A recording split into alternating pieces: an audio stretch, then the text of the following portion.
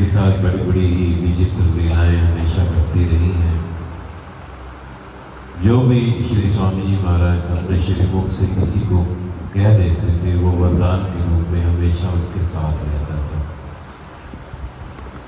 कोई भी वचन उनका कोई खाली नहीं गया आज तक। उनके वचनों में इतना बल था कि श्रीमुख से कोई वचन निकलती चाहे वो अनानास ही निकला हो वो परिपूर्ण होता था। तो ऐसे सदगुरुदेव हमारे हृदय सम्राट जिनको हम आज याद कर रहे हैं, कुछ संस्मरण ऐसे बाबा जी संत अलख निरंजन पुरी जी दिल्ली से आए हुए हैं, उनके साथ भी हैं। अक्सर ऐसे कार्यक्रम में बाबा जी हमें कुछ ना कुछ नया सुनाते रहते हैं।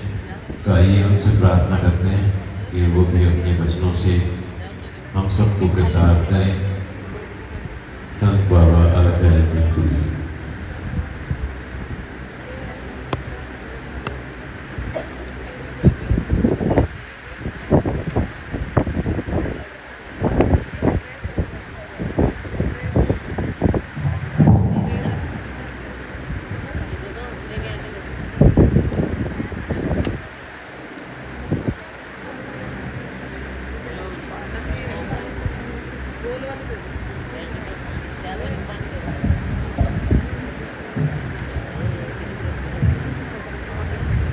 जयकारा बोल मेरे श्री गुरु महाराज की जय। बोलो साचे दरबार की जय। बोलो श्री नगरी निवासी भगवान की। बोलो श्री परमहंस दयाल जी महाराज की। बोलो श्री स्वामी जी महाराज की जय। बोलो सब संतन की जय। आज हम सब श्री स्वामी जी महाराज जी की यादों को ताज़ा कर रहे हैं। क्या कहते हैं कि मुख तकना अपने सतगुर दा, मुख तकना अपने सतगुर दा एहो असली इबादत हुंदी है। इन्हां आशिकां दी अपने सतगुर दी गलियां विच जन्नत।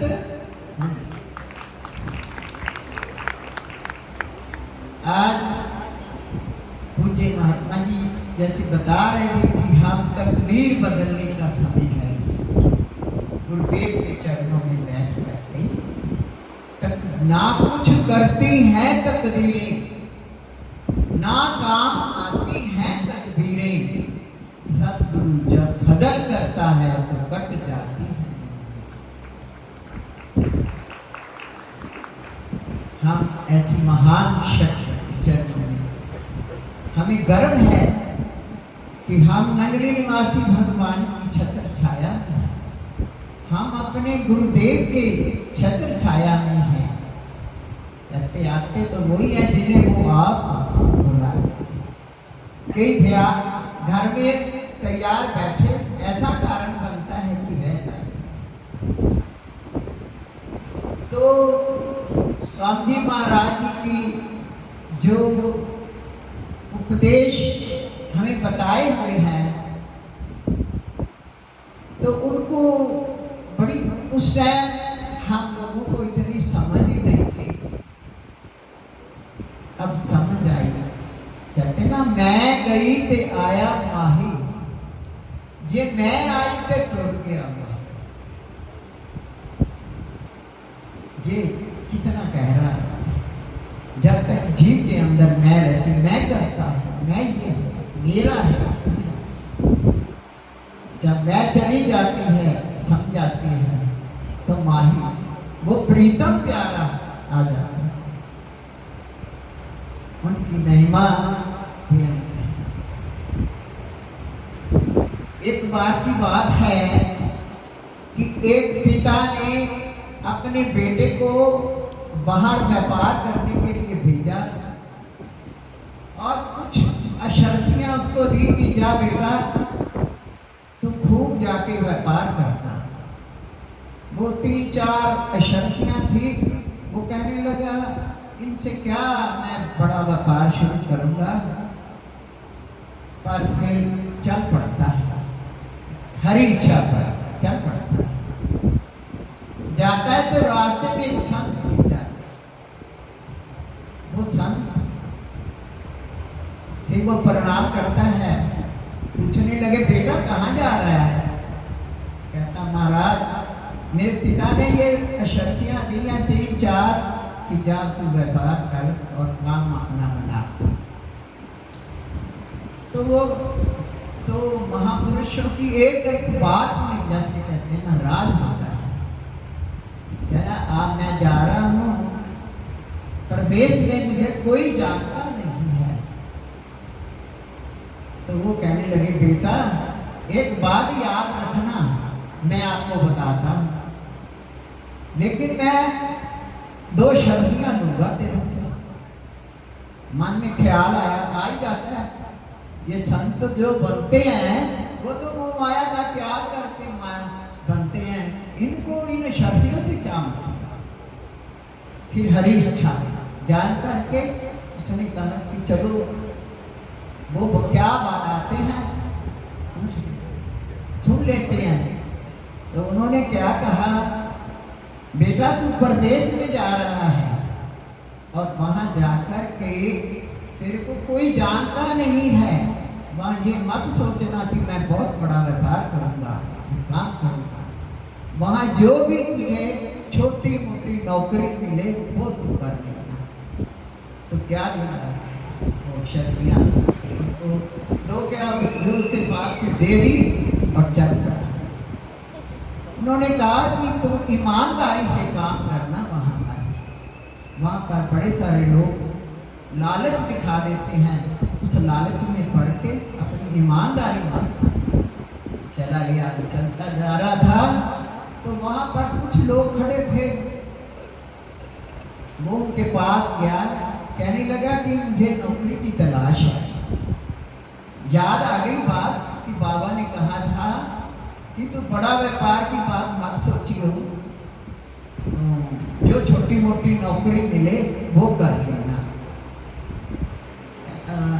पूछा भी मुझे नौकरी चाहिए, तो वो जो इंसान था वो तो महापुरुषों की कृपा बनती है तो आगे स्वप्न में बन जाते हैं। वो कहने लगा हाँ मुझे एक नौकर की जरूरत भी है, मेरे घर में मुझे काम है, मुझे 1 महीने के लिए वहां जाना है। बोलो लीलाधारी भगवान की है, देखो कैसे महापुरुष की बात उसके दिमाग में आती है। तो कहता है चलो, उन्होंने कहा था, संतों ने कहा था अभी तुम जो छोटी मोटी नौकरी मिले कर लेना। तो वो नौकरी क्या थी कि वो घोड़े के तबेले में काम करता था। बोलो श्री राम, श्री राम। वो उस इंसान को लेकर के, वो राजा का दरबार था जहाँ वो राजा के घोड़ों की ड्यूटी थी, वो उसको लेकर के राजा के सामने ले गया। कहने लगा महाराज मेरी जगह ये काम करेगा 1 महीना, मैं जाना जरूरी काम। तो काम के लिए राजा ने क्या अच्छा उसको लगा दे। तो गया, उसने सारा समझा दिया, ये घोड़ों को चना भिगो के खिलाना है और ये इनकी मालिश करनी है। राजा ना बड़ा शौकीन है घोड़ों के करने का।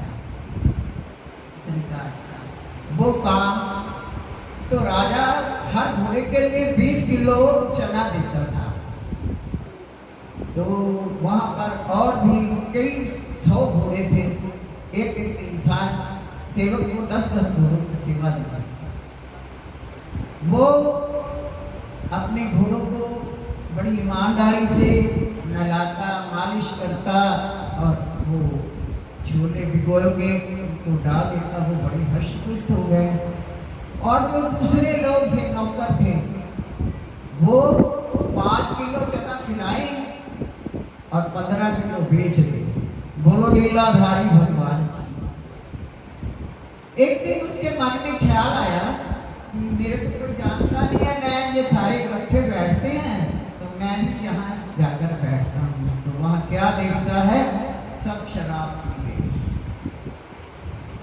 उसने कहा ये क्या कर रही हो तुम, इतनी बड़ी बेईमानी। कहने लगे अरे भाई तनख्वाह से कुछ नहीं बनता, हमको ये काम करना पड़ता है। क्या कि 5 किलो चने भिगोते हैं, इनको वो घोड़ों को खिला देते हैं और 15 बेच करके अपना पीना मुना करते हैं। उसने कहा ये तो बहुत गलत काम है, क्योंकि उन संतों ने तब कहा था बेटा लालच में आकर किसी के साथ ऐसा काम मत करना, ईमानदारी पे रहना।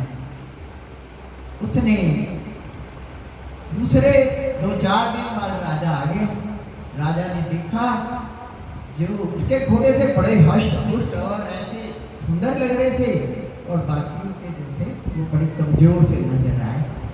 उसने कहा, उससे पूछा भाई ये क्या बात है, तेरे घोड़े तो बड़े, राजा बड़े दिमागी होते हैं, तेरे घोड़े तो बड़े शानदार है और ये बेचारे बड़े कमजोर हैं।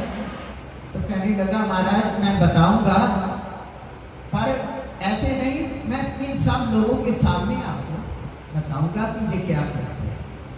राजा ने सबको बुला लिया। जब बुलाया तो उसने कहा बताओ भाई क्या था। तो कहने लगा वो ईमानदार था। कहने लगा महाराज जो आप चने देते हो मैं तो भिगो के पूरे खिला देता हूँ और ये 5 किलो खिलाते हैं और बाकी ये खाने पीने में ले जाते हैं।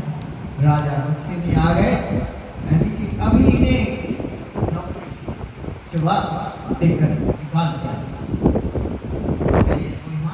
कहने लगा प्रभु राजन अब इनको माफ कर दो, आगे से ये गलती नहीं करनी।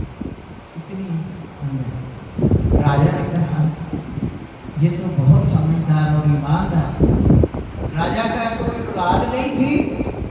राजा गया सिंहासन के पास, अपना ताज द्वारा उस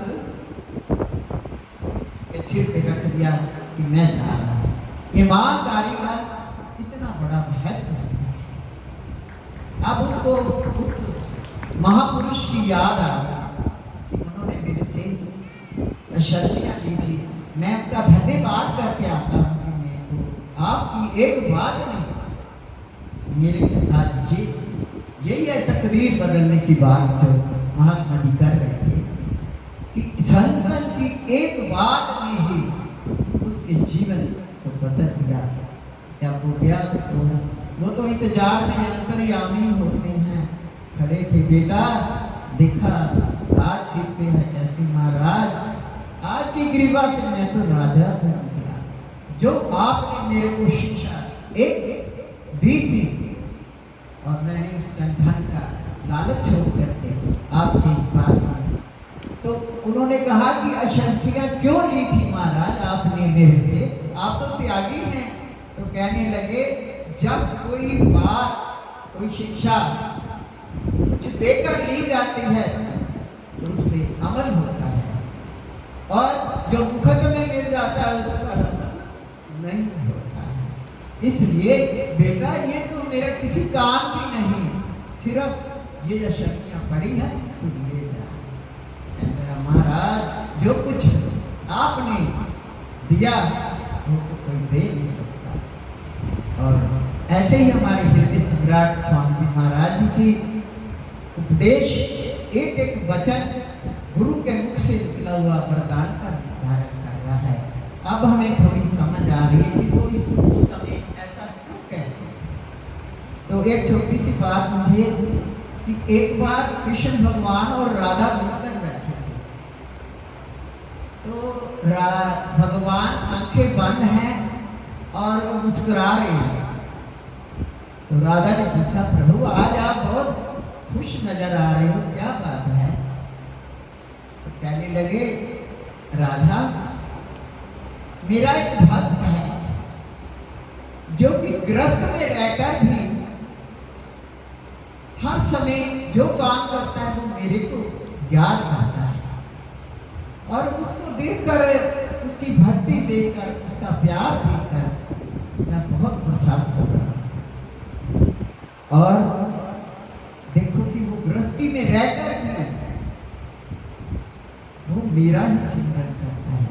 तो उसने कहा, राधा ने कहा, फिर ऐसे भगत को ना प्रभु कोई कष्ट नहीं होना चाहिए, क्योंकि भक्तों को तो बड़ी कष्ट होती है, उनको परीक्षा बड़ी होती है। ऐसे भगत को जो तेरा नाम सिमरन हर समय करते हैं, जैसे कई बार आपने महाराज जी के मुख से सुना होगा कि वो भक्तों के लिए बड़ा आभार प्रकट करते हैं कि भगत जो है, देखो गृहस्थी जीवन में रहकर भी वो कैसे गुरु दरबार के लिए कुर्बान रहते हैं। तो इसी तरह भगवान कह रहे हैं, भाई मैं तो भक्ति से खुश होता हूँ, मुझे ये जो कर्म गति है इससे कुछ लेना देना नहीं है। ये तो विधि का विधान है, जो दुख सुख हमें मिलते हैं ये हमारे कर्मों का भोग होता है। स्वामी जी महाराज, ये जो रथ बना है ये भी एक श्री स्वामी जी महाराज जी की इच्छा ही थी। एक बार स्वामी जी महाराज जी ने ये कहा कि यहाँ पर शेर खड़े होंगे और वो चिंगार करेंगे और ऐसे ऐसे वो होगा। तो ये शेर देखते ही मुझे स्वामी जी की याद आ गई कि उन्होंने शेरों को याद किया और ये कहा कि रिद्धियां सिद्धियां इस दरबार में सेवा करती हैं। तो ये जो मटके पड़े थे, मैं यही निहारती थी, ये रिद्धियां और सिद्धियां। बोलो लीलाधारी भगवान की जय, बोलो मेरे स्वामी जी महाराज की जय। इस सिंहासन को देखकर अति आत्मा प्रफुल्लित हो गई, रोम रोम खिल गया कि आज शेर बैठ गया। शेर, बोलो लीलाधारी